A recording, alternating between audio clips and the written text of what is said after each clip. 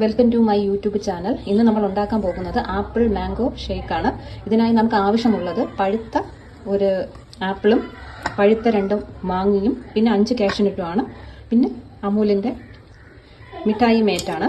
പിന്നെ 2.5 ഗ്ലാസ് പാല്. ഇതാണ് നമുക്ക് ഇത്രയാണ് ആവശ്യമുള്ളത്. എന്നിട്ട് നമുക്ക് മാങ്ങയും ആപ്പിളും കട്ട് ചെയ്യും. ശേഷം മിക്സിയുടെ ജാറിലേക്ക് മാങ്ങയും ആപ്പിളിൻ്റെ കഷ്ണങ്ങളും പിന്നെ 5-6 കാഷ്യൂനട്ടും